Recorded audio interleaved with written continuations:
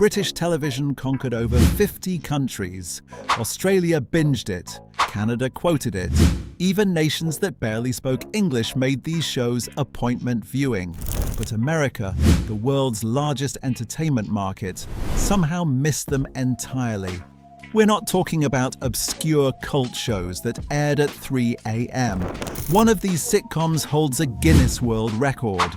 Another drew 24 million viewers for a single episode.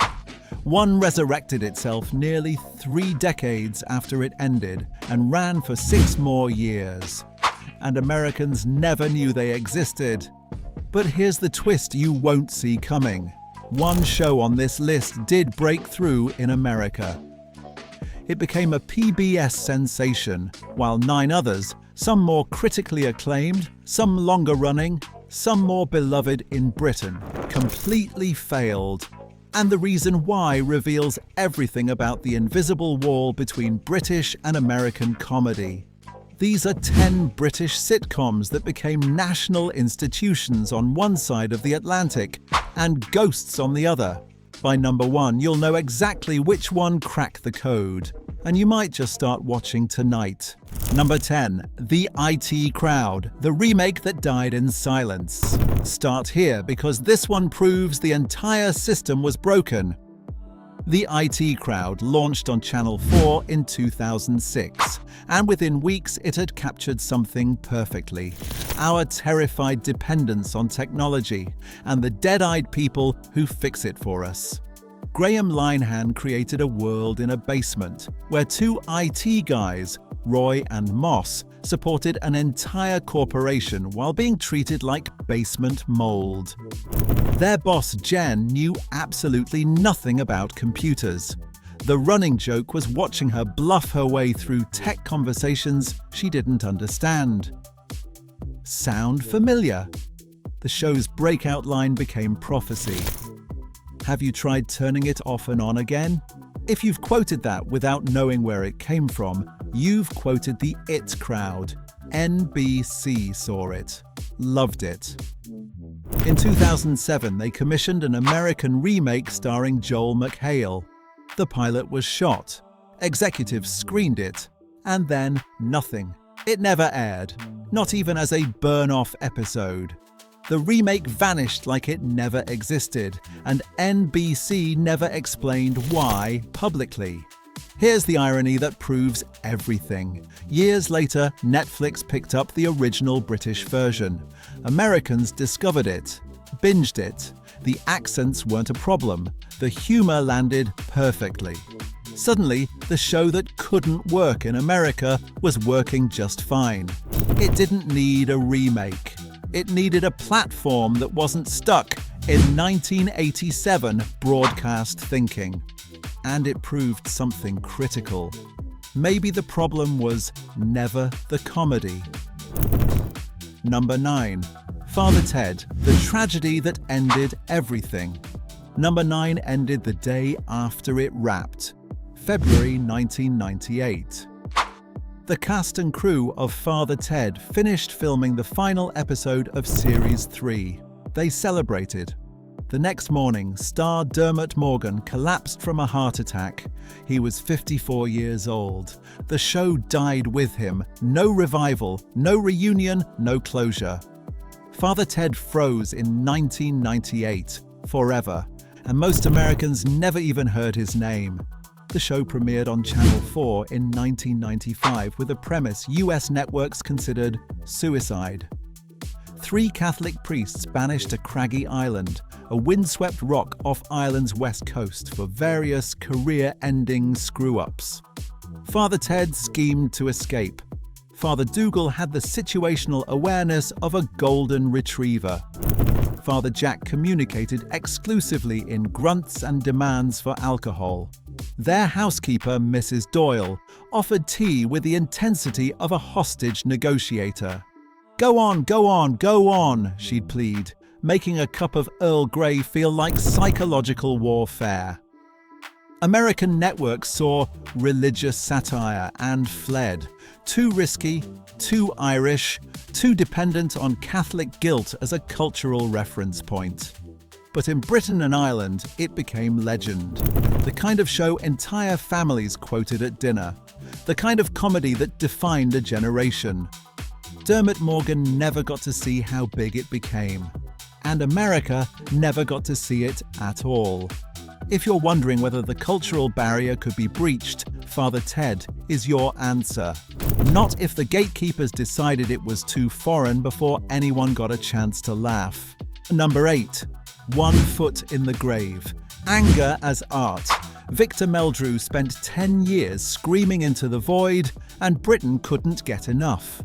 1 Foot in the Grave premiered on BBC One in 1990 and gave the UK its most iconic catchphrase of the decade. I don't believe it. Richard Wilson played Victor as a recently retired man whose fury at the modern world barely stayed contained beneath a thin shell of British civility.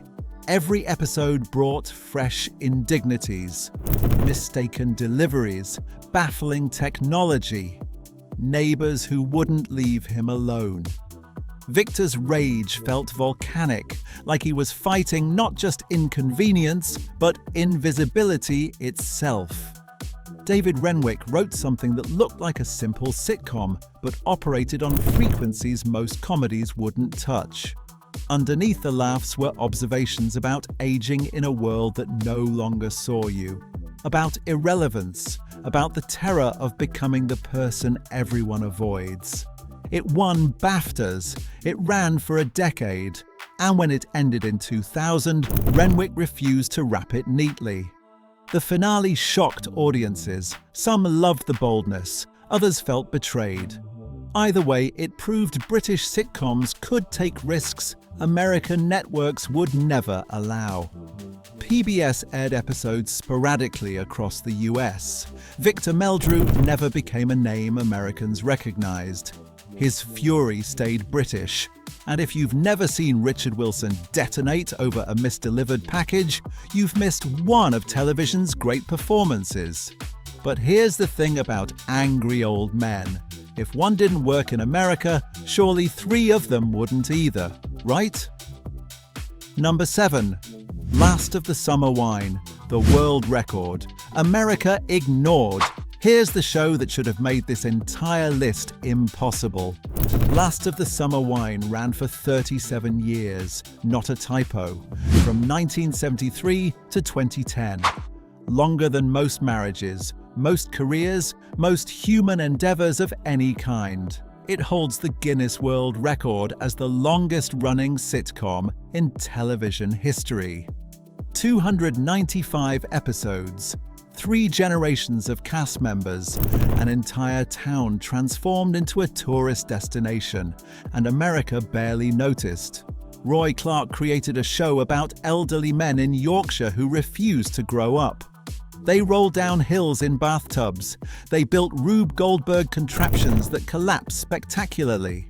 They avoided their wives with the skill of men who'd been practicing for 60 years. The original trio, Compo, Clegg and Blamire, set the template. But across 37 years, actors aged out, passed away, were replaced. Only Peter Sallis remained, playing Norman Clegg from the first episode in 1973 to the last in 2010. Think about that. Sallis spent nearly 4 decades with this character, longer than most people stay at a single job, longer than the entire run of The Simpsons. When the final episode aired, he'd been Clegg longer than he'd been anything else in his life. Bill Owen played Compo for 26 years until he died during production in 1999.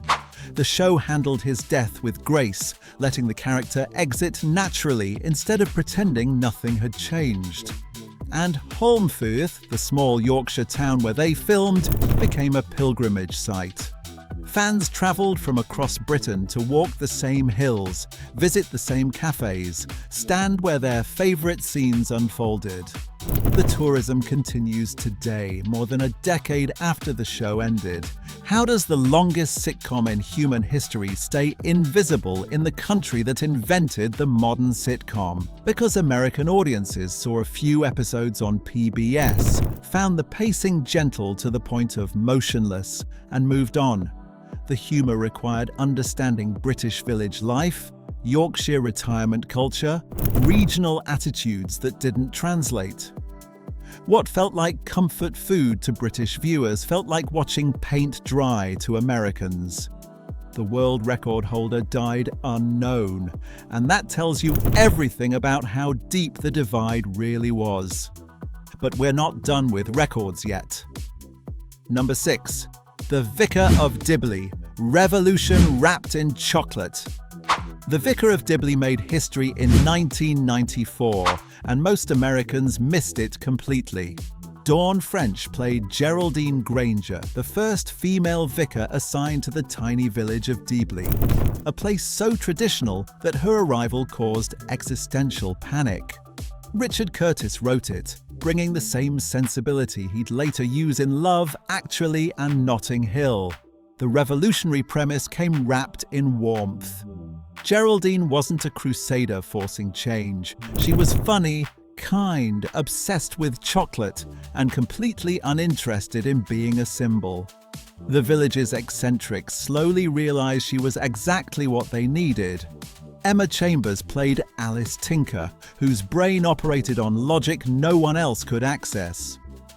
Roger Lloyd Pack was Owen Newitt, a farmer whose every conversation detoured into animal reproduction. James Fleet brought Hugo Horton, an aristocrat bumbling through life with apologetic confusion.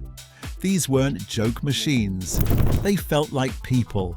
When the show returned in 2020 for specials addressing that year's chaos, it worked because the relationships had weight.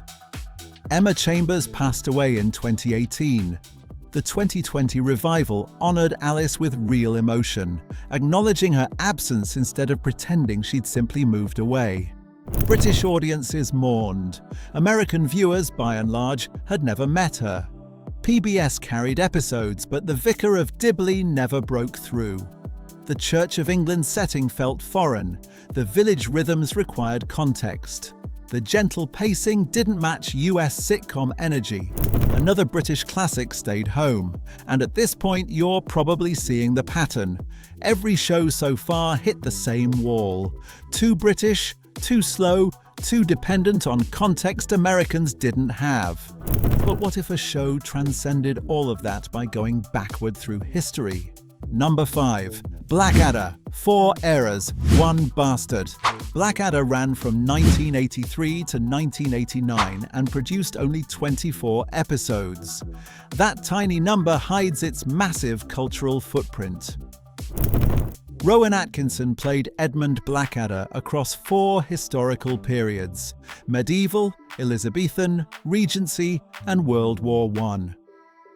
Each version schemed and connived through different disasters, but the core remained the same. Blackadder was the smartest person in every room, surrounded by idiots he could barely tolerate. The first series struggled. Atkinson played a snivelling coward, and audiences didn't connect. Series 2 changed everything. Richard Curtis and the writing team reinvented Blackadder as razor-sharp and perpetually exasperated. Now the comedy worked. Stephen Fry joined as the pompous Lord Melchett. Miranda Richardson played Queen Elizabeth as both childlike and terrifying. Tony Robinson's Baldrick became iconic, forever announcing he had a cunning plan that never actually worked. Hugh Laurie appeared as the dim-witted Lieutenant George, decades before House made him a US household name. Series 4, set in the WWI trenches, built to one of television's most devastating finales. Goodbye aired in 1989, and after 4 series of jokes and schemes and cunning plans, the final episode sent its characters over the top into no man's land. The ending, showing them running towards certain death in slow motion, fading into a field of poppies, still destroys viewers. It wasn't funny. It wasn't supposed to be. After all that laughter, Blackadder delivered a gut punch about the waste of war. PBS audiences saw some episodes. Mainstream America never embraced it. Rowan Atkinson later found US success with Mr. Bean, a character requiring no dialogue, no cultural context, no understanding of British history or class systems. Mr. Bean was universal. Blackadder required you to care about the Regency period, understand British irony, and appreciate historical satire. That was too much to ask. But if historical comedy couldn't cross the ocean, surely a show about modern working-class strivers could. Surely. Number 4. Only Fools and Horses, the People's Champion America never met. Ask any Brit to name the greatest sitcom ever made, and this is the answer you'll hear most. Only Fools and Horses ran from 1981 to 2003 on BBC One, and during that time it became something closer to religion than entertainment. John Sullivan created it and wrote every single episode himself. No writer's room, no punch-up team. Just Sullivan, alone, crafting the story of two brothers trying to get rich in South London through schemes that always collapsed. David Jason played Derek Del Boy Trotter with unshakable optimism. This time next year we'll be millionaires, he promised, and somehow you believed him, even though every plan ended in disaster. Nicholas Lyndhurst was Rodney, the younger brother forever caught in Del's wake, dreaming of escape, but never quite leaving. The Christmas specials became national events. The 1996 episode Time on Our Hands drew 24.3 million viewers, a number that feels impossible in today's fragmented world. That single episode remains one of the most watched broadcasts in British television history. Certain scenes entered permanent cultural memory. The chandelier scene, where Del and Rodney finally succeed at something, but in exactly the wrong way, is taught in film schools as perfect physical comedy. Lovely jubbly became everyday slang. Kids who'd never seen the show quoted it because their parents couldn't stop. But here's why it never worked in America. Pecker market culture meant nothing to viewers unfamiliar with working-class London. The accents required concentration.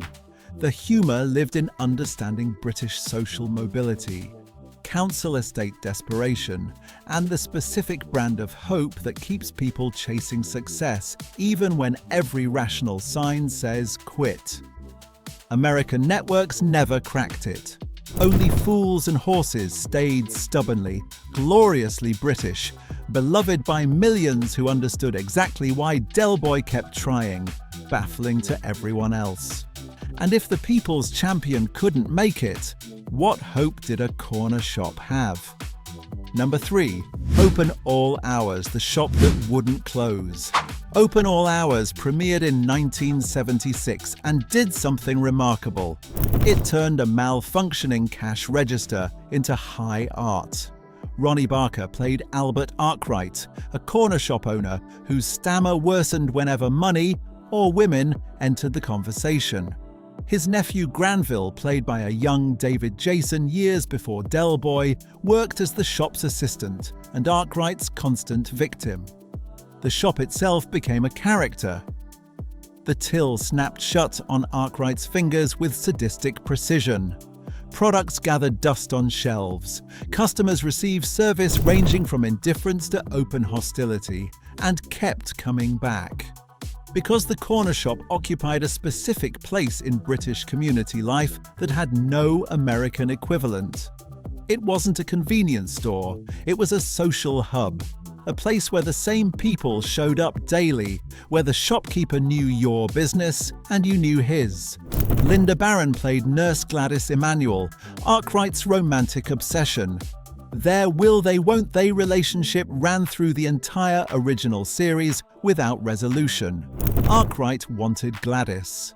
Gladys tolerated Arkwright. Granville watched from the sidelines, dreaming of a life beyond rearranging tinned goods.